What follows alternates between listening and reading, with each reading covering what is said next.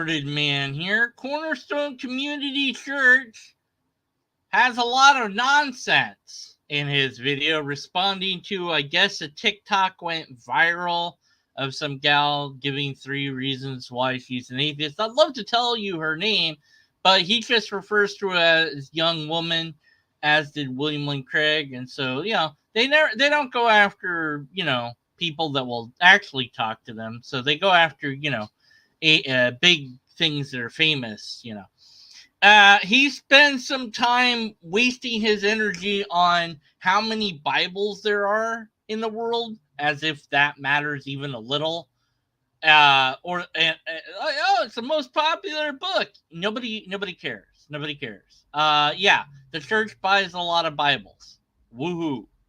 Anyways, but then he actually gets to the point where he's responding to the gal, and whoopsie.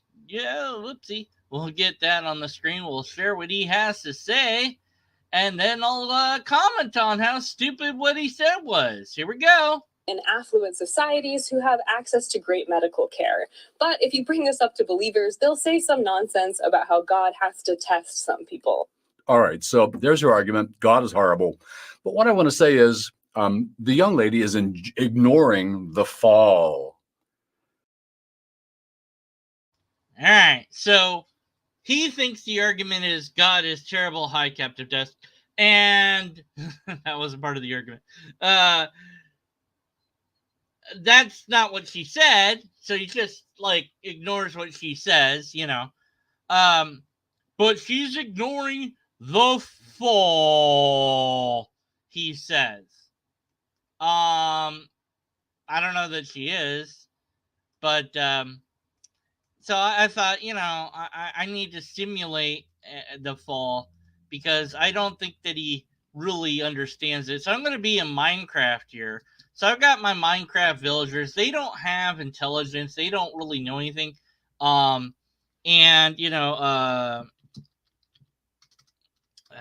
see, give, play havoc, invisible. There we go. That way they can't see me. Otherwise they can see me. So they've got free will. They're just wandering around, doing their thing. And, they're living their lives, and that's all fine. They can do whatever they want as long as they don't push this button. It says do not press, stay away. If they walk onto this button, there will indeed be a fall. But, just because I made the world this way, I gave them free will. They don't have to push the button, they can just, stay away from it. It's not my fault if they press the button, and so hopefully they won't. Oh, I'm not invisible anymore. Hey, how's it going? Oh my God! Oh, and there's the fall. Well, you idiots, you pressed the button. I told you not to do it. So it's really, it's not the fault of the. Oh, there they go again. They did it again. Oh, those idiots. Oh, they did it again. Oh my God, and everyone's just dead. There's the fall, simulated in Minecraft, all because they didn't do what their God wanted them to. Don't push the button. Oh my God, they did it. Oh my God, we're all dead because they, look guys, stop pressing the button. You idiots, just live your lives. Stop dying all the time.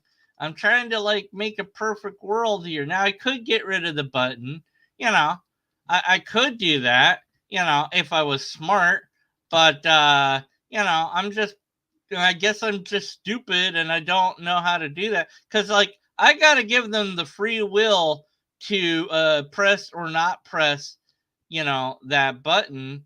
And, it's not my fault if they, whoops, I did it that time. Now, that was definitely my fault, But, that guy somehow survived. How did you survive the fall? But yeah, so the point is, hopefully, that the maker of the world is to blame for the world being the way that it is. So if you make a thing and you say, hey, if you do this thing, everything will get screwed up. And they did this thing. Oh, like you're surprised that they did that? Like, and then of course, if we go with the fall narrative, you have two people who do not know what good or bad is. They have no idea what those words and concepts mean. And they're told, don't do this one thing. Just don't do that one thing. They don't know that not doing that thing is good or bad. They have no idea. They don't know. They don't know any better. They don't know to obey God. They don't know that that's the right thing to do. They have no idea that it would be the wrong thing to do because they lack the knowledge of good and evil, which is the very thing that they're forbidden from gaining. By the way, it's interesting if you actually pay attention to what the Bible says, which I know is something that apologists have problems doing, as well as some Christians as well, that it says they'll become like us if they eat from the tree of eternal life. So we got to get them out of here. We got to, that if they had, there was two trees, there was a tree of life and the tree of knowledge and good and evil. If they ate from the tree of life, they would have lived forever. And if they eaten from the tree of knowledge of good and evil, then they would know the difference. And that would make them like us, which is God. Because there's more than one God in the Bible. And not the Trinity either. Because Yahweh was a part of many gods, El and El Shaddai and stuff like this. But it doesn't matter because the Christians don't know what their own Bible says. So they reduced it down in the English language to one word, God. And, when it says Yahweh, they don't see Yahweh anymore. They now see it just as the word God. And then they can just easily ignore that there was a pantheon of gods because they want to pretend that they're monotheist. Well, it's not really the Christians that first did that. It was the Jews that did that. But regardless, whatever. Who cares what the Bible really says in the history of it? We don't need to worry about all that. What we do need to worry about is that it's God's fault. It is God that made it. God supposedly knew what was going to happen before he made it that way. And there are multiple ways to make it some other way. Here's an idea. I don't know. Tell them what good and bad are and forbid some other thing so that they at least now have a real choice in the matter. But it seems like God's kind of afraid of them being, quote, like us, whatever that means. So if we live forever and we know the difference between right and wrong, then we're like God. But we do know the difference between right and wrong, but we don't live forever. But then Christians have Jesus who says if you do certain things, then yes, you will get to live forever after you die. You don't get to live forever here, but you do get to live forever there. So aren't you like God then? Because you're living forever with the knowledge of good and evil. So why was it bad for Adam and Eve, but it's fine for us? Because they'd be immortal in physical bodies? Is that what made it bad? What makes that scenario something that God doesn't like? But God still made all the things and made it knowing that those people didn't know what right and wrong was. They didn't know any better. And if all that's not enough, God also allows another creature to be involved and to speak and to be a trickster and to trick the humans, and doesn't stop the trickster from tricking the humans into doing this thing that he doesn't want them to do. Now, they could have not listened to the trickster and listened to God instead. But it seems to me that if you read the damn thing, Eve was like confused by the trickster because he's tricking her. And she doesn't know any better. God knew that was going on and didn't step in to say, hey, trickster, cut it out. no, shut up. You know what? Why even make the trickster? Why even make the situation that they could fail in the first place?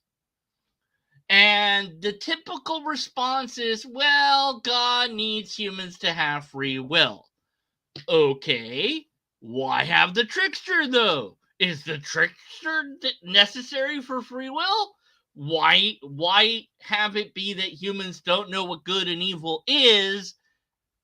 What use does free will do them when they don't know the difference between right and wrong? That makes no sense. The only one telling them what to do is God or themselves and each other. And they don't. Eve says to Adam, hey, eat this fruit. It's really good. You know? And Adam's like, okay, sure. He doesn't know any better either. And God doesn't stop them at any point or say, you know what? That didn't go to plan. I'm going to start again and start again with new people. Get rid of Adam and Eve, and try again. Maybe the next people will do what you want them to do. Here's another thing.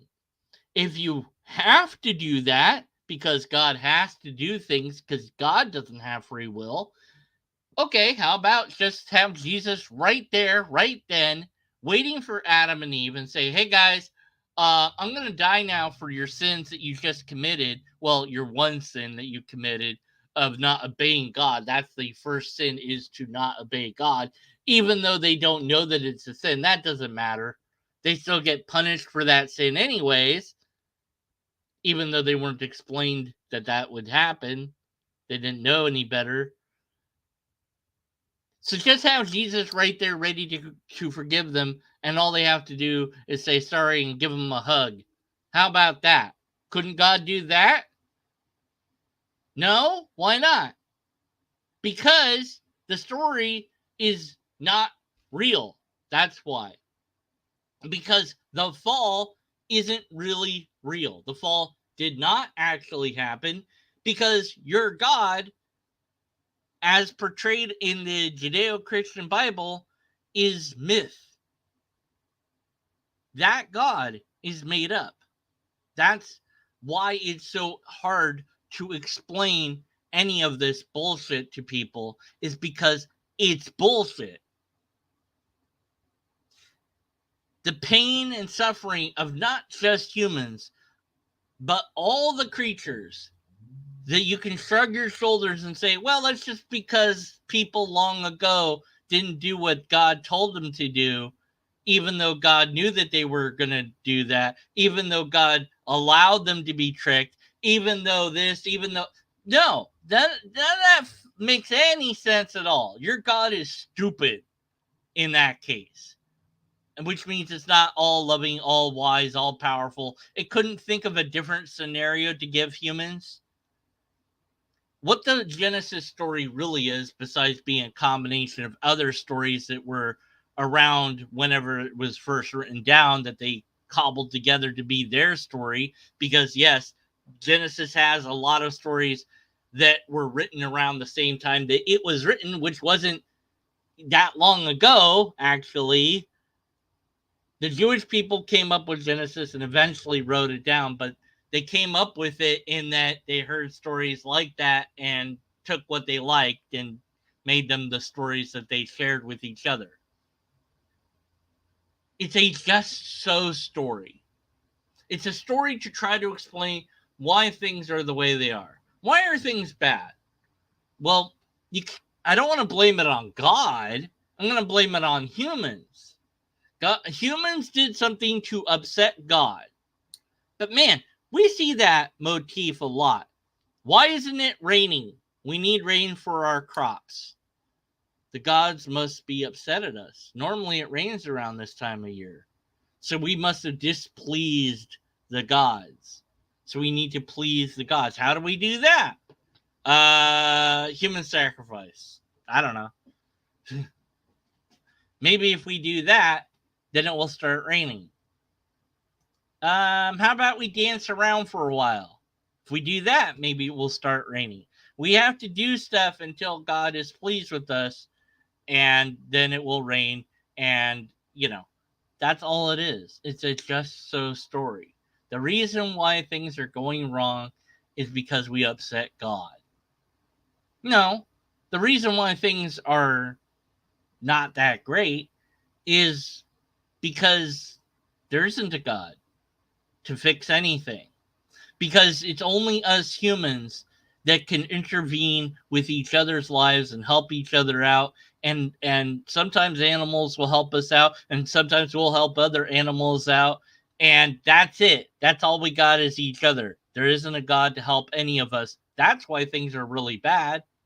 Your whole narrative that there's a good God that cares about us is absolutely fundamentally destroyed by the fact that there is as much needless suffering in the world, and your fall can't hope to explain that. What other nonsense does this guy have, though? I'm curious to find out. All the suffering is because of the Bible's doctrine of the fall. The fall. The fall explains why there's all the suffering. It's because of our rebellion against God. Which, again, I already covered. They didn't know that it was rebellion. And why would that matter? Why would God care? Why would God care? So what? We didn't obey God. So what? Who cares? Couldn't God just say, that's fine. I understand. I forgive you.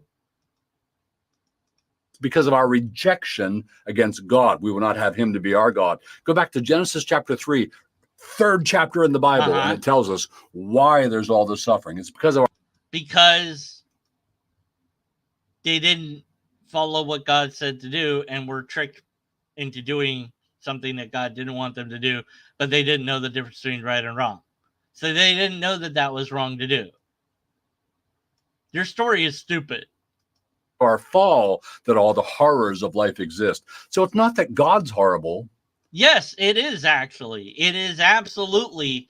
If you believe your story even a little bit, yeah, your God is horrible and quite a nitwit and nonsensical.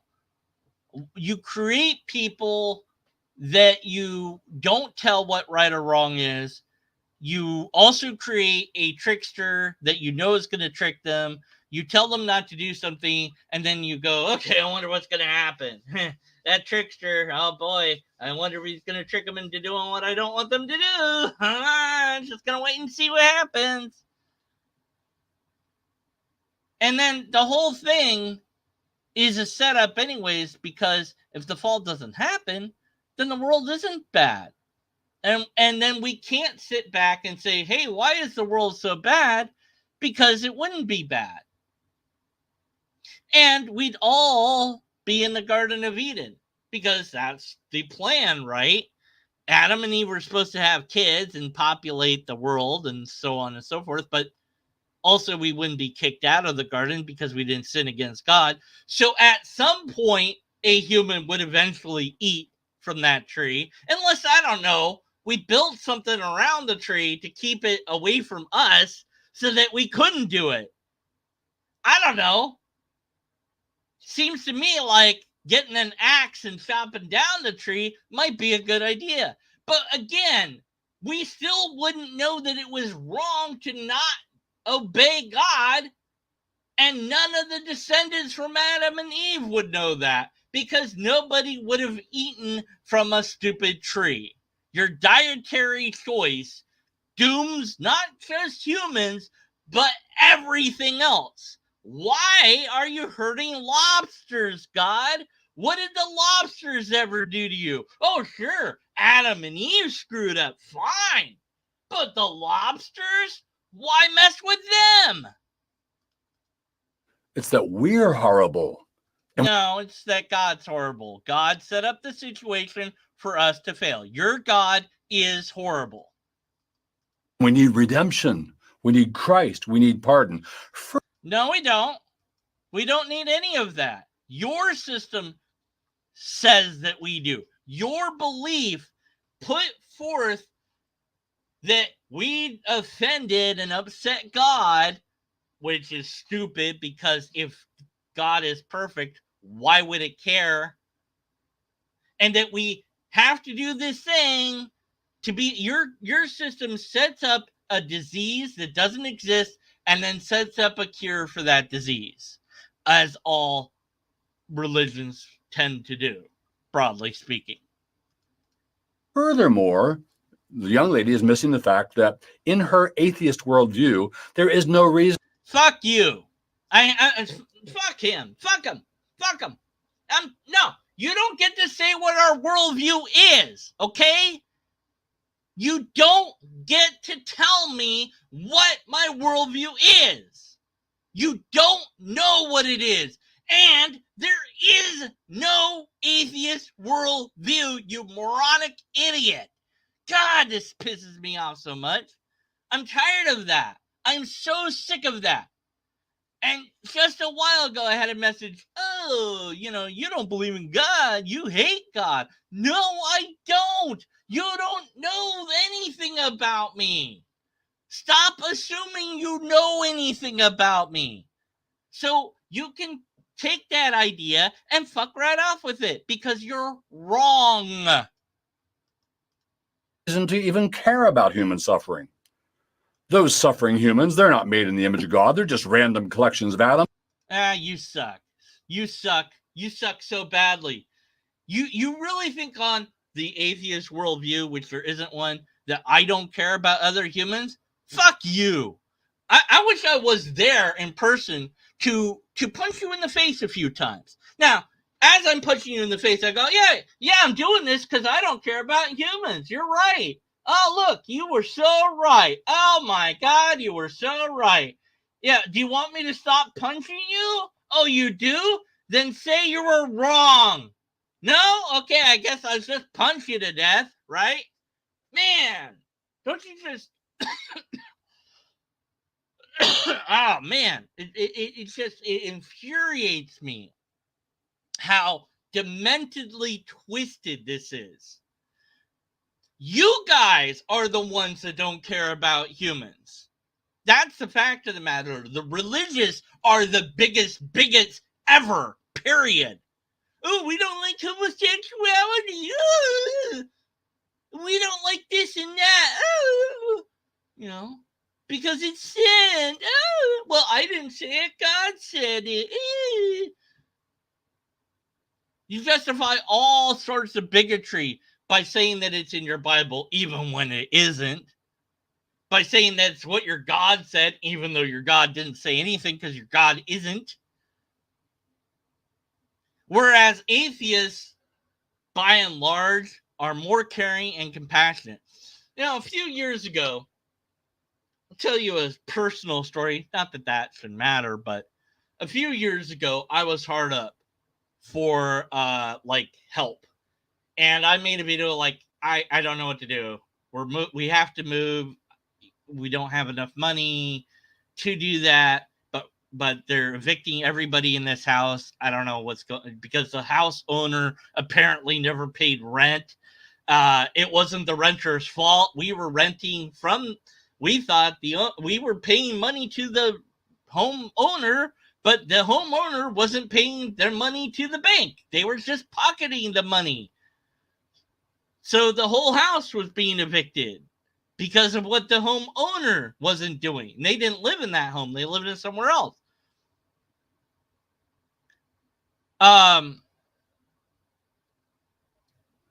And I put that video out there, and strangers that I didn't know came from all over and donated money to me. And we were able to move. And my brother, who had gone to his church to tell them what was going on, you know what we got from them? Zero. Not a dime. Not a penny. Nothing but prayers and good thoughts. And, oh, I hope God fixes it. Yeah, well, God fixed it by all the atheists that sent in money to help us in our situation. So, I care about people because I am a people. I care about people because I have empathy. Because we're the only things that can do that for each other. And I'm an atheist. I don't believe in your God or other gods for that matter. And for you to sit there smug and say that, well, in your view, nothing should matter, screw you. And you don't matter to me, but other people do. But you have put yourself beneath the other people that I would care about. I would care about you if you didn't insult me, but you insulted me, so now I don't want to care about you anymore. Yeah, that's how that works. Treat others as you want to be treated. So if you're going to treat us like we don't care about you, well, we got to treat you that way, don't we?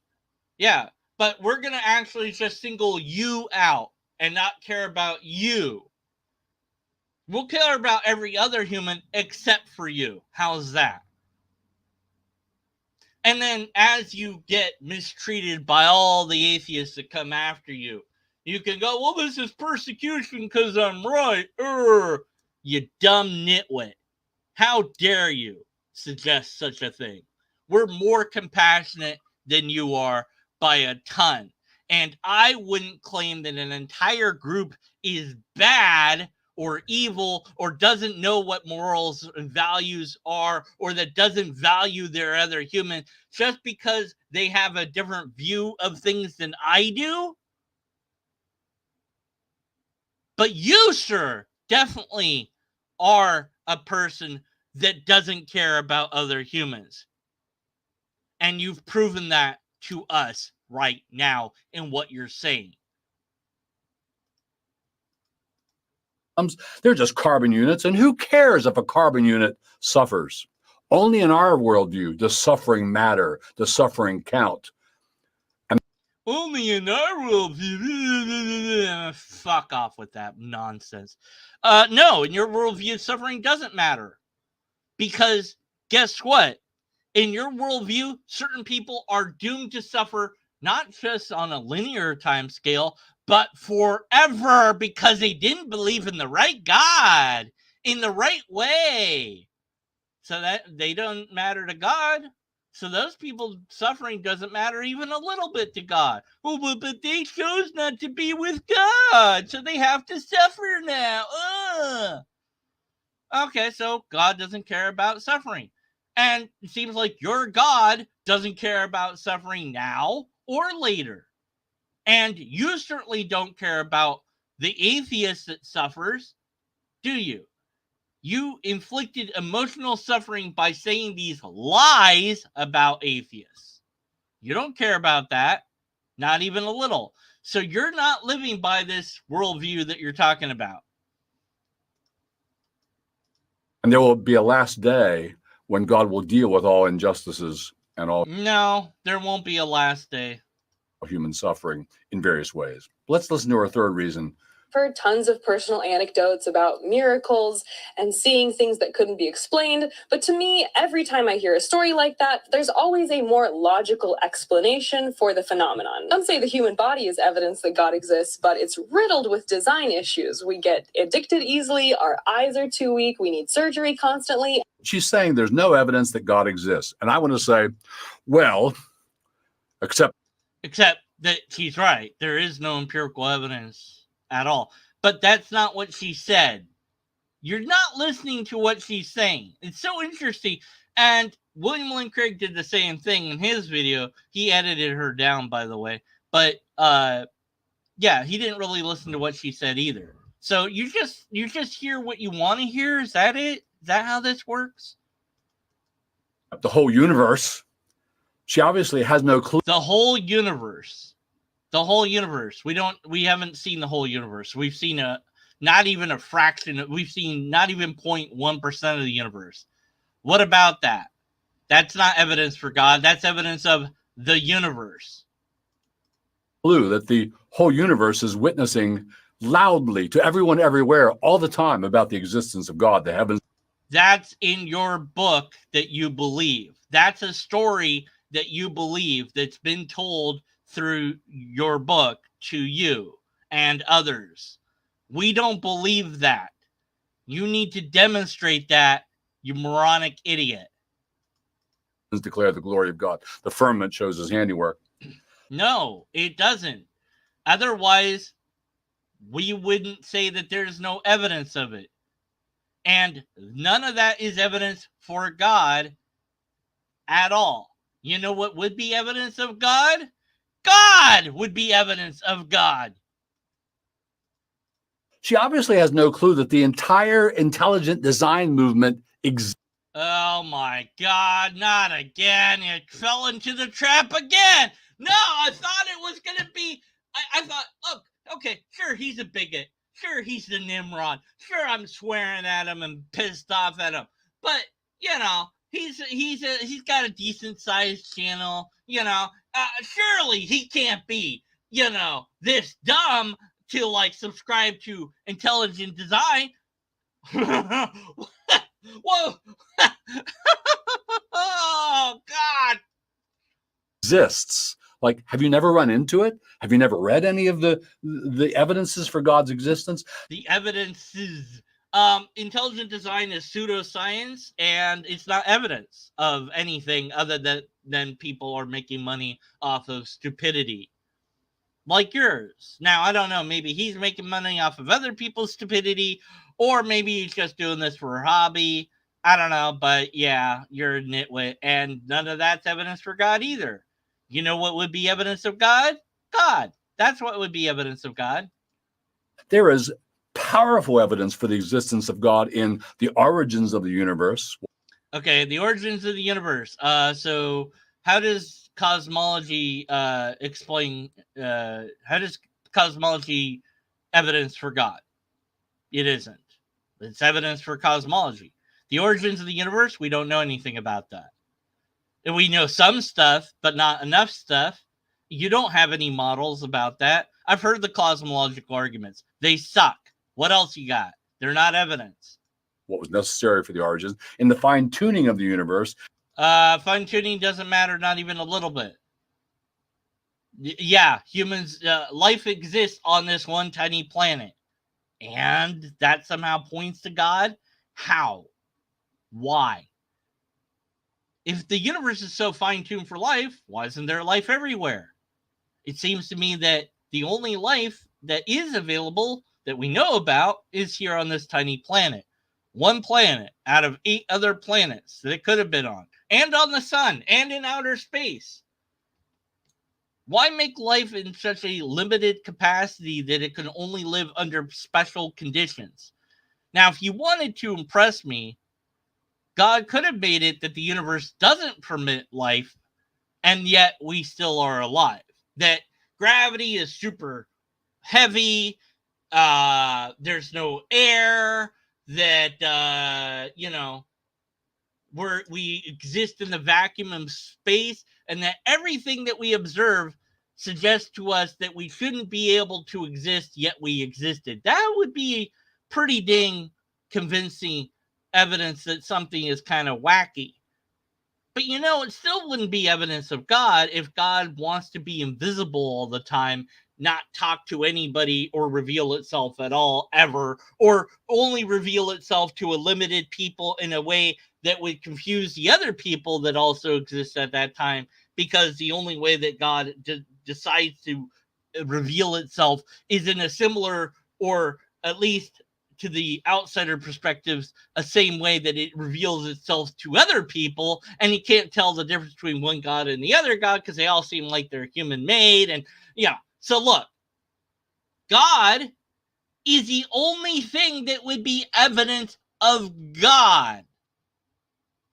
That's it. And your God, just like all the other gods, is completely and utterly invisible. Not tangible, untestable, and unverifiable. Because the only place that God really exists is in your brain. And the emergence of life on the planet in the clear, unmistakable marks of specified complexity of intelligent design seen, for example, in DNA or in a human brain, there's just massive evidence for the existence of a divine creator, of God, if you only have eyes to see. Oh, may the Lord give this young lady eyes to see. Oh, you're an idiotic moron. No, if you actually have eyes to see, well, you need more than just that. You need a functioning brain. It seems like she's using hers. I don't know that you're using yours, at least not to the full capacity. You've bought into lies and you're promoting lies, and I got pissed off at you because you said things about atheists, and I'm sick and tired of you guys doing that sort of stuff. And so you're not a very good Christian because of everything you did here. And you said one scripture, so you're also a false prophet because you didn't support your ideas through scripture like a true prophet would. So you're not a preacher either, so Christians should avoid you. So atheists don't care what you have to say. We all dislike you, and your comment section is full of people telling you that they think that you're twisted and that what you said is evil and wrong and vile and disgusting and terrible. So good job, you're making more atheists. So all right, keep doing your good. Yeah, all right, more atheists. Because, Christians will see this and hopefully they go, man, that argument sucked. He didn't respond to her at all. And, man, he insulted the atheist. That's not really nice. What the hell is going on here? Maybe they'll start to question things and look into their beliefs. Because the thing is with many believers, they don't bother. I interviewed somebody not that long ago who said, they spent their time and energy in investigating the thing that they already believed in. They found a thing that supported their views and they were attracted to that, and that's what they went with. They didn't spend very much, if any, time on learning logic or science or anything else. They spent their time and energy confirming their beliefs rather than trying to see if their beliefs were true. And this has been the story over and over and over again. I've had plenty of theists come and share their stories on my channel. Why are you a believer? They grew up in religious households. I think that's every single one of them. They were around religion a lot, every single one of them. And some of them had some questions, but most of them squelched those questions and just doubled down on their beliefs. And instead of continuing to be skeptical or question, they just believe it because it seems good, it feels good, it sounds good, and they don't want to think about it and they don't want to question it. And they think that they're right and they want to be right and it feels good to be right, so they're done. Whereas all the skeptics and atheist people, the non-religious people, the people that don't have a set standard of ideas that they have to defend are far more open to being wrong and corrected. And like, oh yeah, no, I was wrong about that. Okay, well, all right, because we have nothing to lose. We have only information to gain. When you're a skeptic, you are free from the shackles of faith, and you are free to discover the facts wherever they might lead. And so far, they have never led to any God at all, not even a little. The only God that you can get to is a God that exists in your brain, like any other idea that we have, like numbers or letters or musical notes. And that could be a concept that's of some use to you. And that's all it needs to be. It doesn't need to be real. And you certainly don't need to project your flaws onto others who do not share them. There is no intelligent design. Period. End of story. It's not a thing. DNA. Yeah, that just shows you don't know a damn thing about DNA. It's overly complicated. Why make it so complicated? Why not simplify it? And why is it that theist apologists have to point to these things that aren't God and say, well, that's God, that's God, that's God? It sounds like I don't understand this, therefore God. I don't understand DNA, therefore God. I don't understand this, therefore God. How did the universe come to be? God. They used to do this. Lightning, God. Anything that was unexplained or unexplainable or difficult to understand was God. And today, they just have moved that to other things. DNA, that's damn hard to explain to somebody. It is. It's very hard to explain to somebody DNA, more so when they don't want to learn about it. You say, they haven't gone looking for the intelligent design stuff. Well, you haven't gone looking for the actual real science to understand reality. That's your problem, not ours. We don't believe in God and your God specifically for a lot of reasons. She gave a list of some that you didn't even really seem to listen to. But my list is fairly simple. Not that this guy's going to listen to me. He'll hear me say fuck off and he'll turn off the thing and be like, oh, you insulted me. Boo. He'll cry himself a little river. And I won't apologize. Now, because my anger is justified. Sometimes I apologize for getting angry, but not this time. Because this is different than me getting angry because I've lost control of anger. Anyways, he won't listen to this video, so who cares about this guy? This isn't for the people that would agree with me anyways. It's for everybody else that might not agree with me.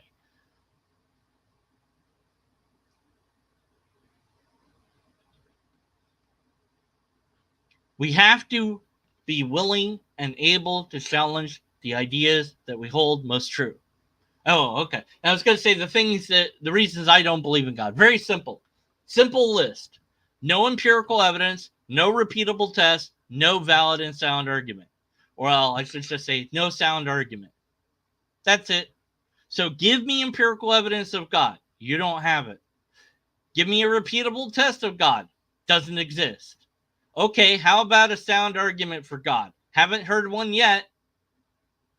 DNA is an evidence of God. That has nothing. Show the association, causation link between DNA and God. How is DNA evidence for God? Because it's complicated? No, that's not evidence of design. That's evidence of randomness. Design is simple. This is overly complex. How does that show God exactly? Where in there does you see God? Because I don't. Okay. Origin of the universe. We don't know anything. We don't know about that. So you can't make any claims about it. So that's off the table. What else you got? Nothing.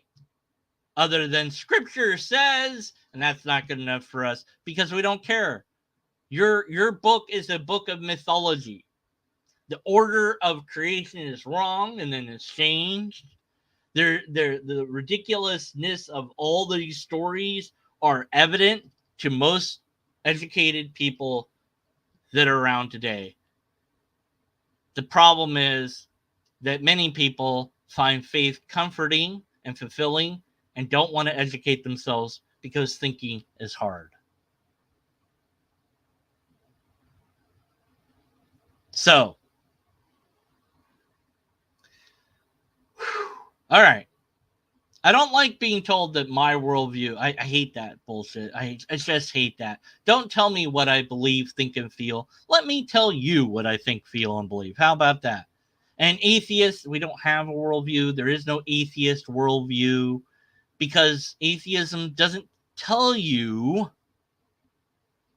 things. It tells you what a person doesn't believe, and that's it. It doesn't tell you anything else about that person.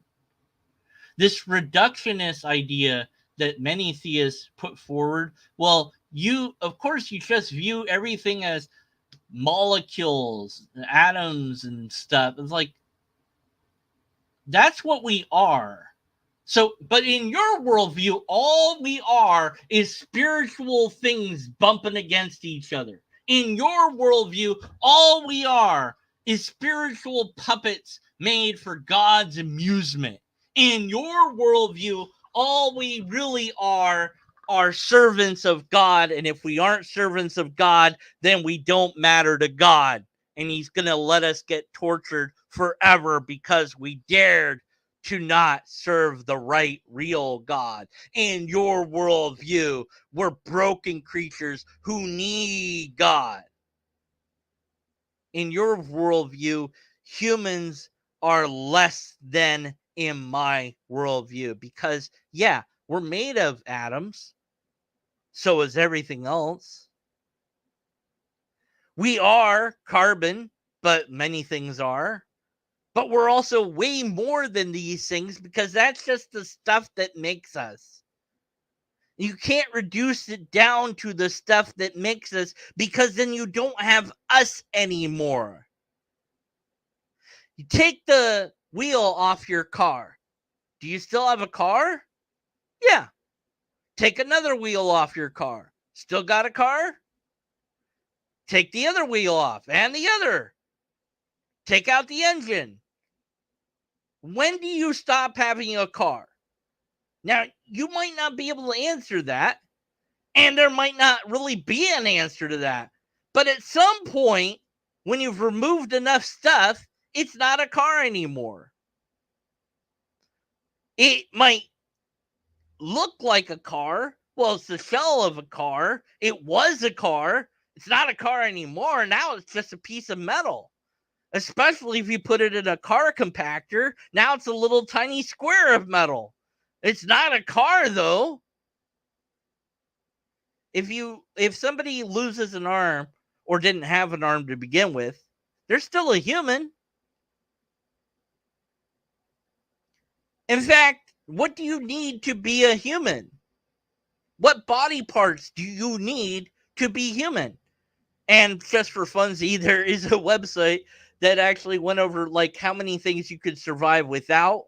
So you only really technically need one lung, one kidney, and so on and so. It went over all this stuff, and then if you're okay with living on a machine, you don't even need lungs because you could have a machine breathe for you. So that's pretty amazing, And now maybe you wouldn't live that long, but still, you could have all of that. Now, one day, we're not there yet, but one day you could just be a head and be alive as a head. Right now, we can't do that for a lot of reasons, but we could maybe keep a head alive, and that head would still be a human. I think, I guess. I mean, it's not a human. So what makes it a human? Well, what if we remove its face? Still a human. Because it's the brain. Right? That's the part that's human, right? But if we had that person before and after, let's say that we have the person with the body and they're talking to us, we get to know them really well, and then we have a scenario where somehow we take their brain and we put the brain in a jar and we hook the brain up so that it can talk to us and we can talk to it, but it has nothing else except for the brain. That brain, I suspect, is going to act differently than the person did, because a lot of what makes you is the rest of you. And your body, or rather your brain and body, are connected to each other via the spinal cord and nerve endings and so on and so forth. So once your brain leaves your body, you are a different sort of you. Now, from your perspective, would it look like that or feel like that? No idea. Don't know what it would be like. But from the outsider's perspective, they might see a personality change. And we have seen that happen in split brain patients where the person had one brain hemisphere separated from the other, where they basically aren't the same person that they were before that surgery. So are they still a human or are they two humans? I don't know. What does it mean to be a human? It's a complicated question, right? But it's not one that we can't answer per se. And it's not one that needs us to be filled with some spirit that we can't test, measure, verify in any way, shape, or form. No. The thing that makes us human is that we're a brain, but we're also a brain piloting a mech suit made out of meat. But we don't need that mech suit. Not completely. But yes, losing pieces of you will make you not you as much as you were you. The me that I am now is not the me that I was when I was 8 years old. In fact, as you age, the old you is always dying. That is to say, the you that existed 0.1 second ago, that you's gone. Because 0.1 second ago, you didn't hear all this stuff. Well, a few minutes now. It's been, 50 minutes I've been ranting. So the you that started this video is different from the you now. That you is dead, effectively. Because you now have new ideas that you didn't have before. Or maybe they're ideas that you did have, but because I'm talking about them, I've brought them to the surface, but you're a different you. So we're always changing us. But one day we won't be at all. And for many, that's terrifying. Hey, look, I'll admit it. I don't like that idea either. But the world carried on just fine without me. And it's going to do fine without me again. Well, actually, let's all be honest. Without me, it's going to go to shit. We all know that because I'm so amazing and important, Besides, I'm going to live to 1,112, so I'll be fine by then. But I don't need a God or a spirit or a soul or an afterlife to view my fellow humans as more than just the sum of their parts. And I think that viewing things in that way is ridiculous, reductive nonsense. And I don't know anyone that actually holds the view of that the theist keeps putting out there. I don't know anyone like that. Now, maybe somebody somewhere does, but then why are they even alive? In fact, I have to question that sometimes from theists. Like, why do you even bother if the afterlife is so much better than this life? Why bother with this life? And see, in my view, this life is it. So you might as well bother, even though it's hard. And in fact, especially because it's hard. And you can't let your brain win if your brain is telling you that you're depressed and upset and that nothing matters. Because screw you, brain. If you want to kill me, then kill me. I'm not going to do the job for you. I'm not going to enact something that kills myself. If my brain wants to shut down, then it's going to have to figure out how to do that and get myself through that depression by taking the medications and doing therapy and all that stuff. But but live another day, because as bad as it may seem, not being here to see it would be in a way worse.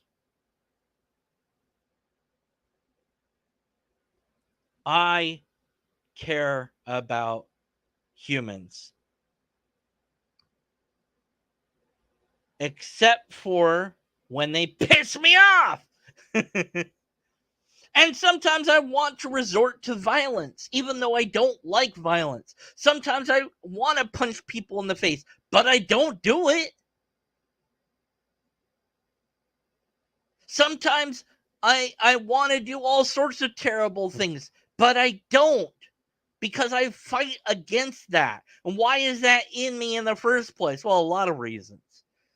My chemical makeup, my genes, what I've inherited, the goodness knows the amount of plastic in me, whatever else.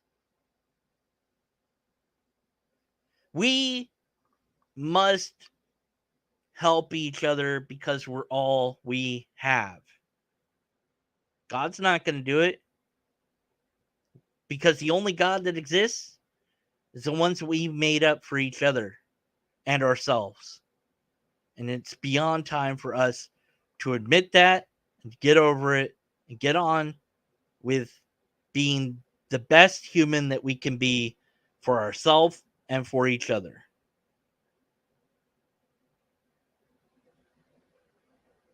Love as much as you can to as many as you can for as long as you can.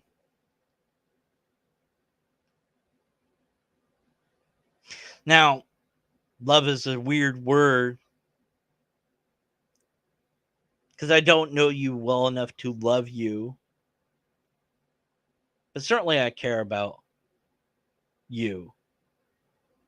And if I see your name, I'll shout it out or I'll say, hey, or whatever. I'll acknowledge you. That's more than God ever does. Captive Desk, Roger Swift, Thomas Rutledge, Dragon Master, and those were the people in chat. And if you post later on in the comments, I'll respond to your post.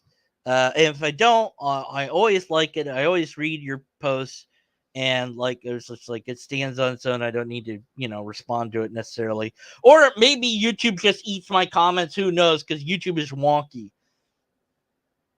Anyways, thanks for watching. Well, listening more than watching because there wasn't much to watch here. But thanks for listening. And if you're not skeptical, become skeptical, and then stay skeptical until next time. And then after that, remain skeptical.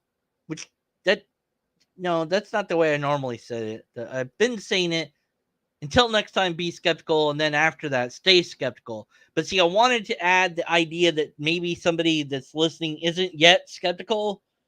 So I'm going to figure that ending out and put it in next time, unless I forget, which is very possible. Maybe I can find a video that won't piss me off next time. No, it's more fun when I'm pissed off.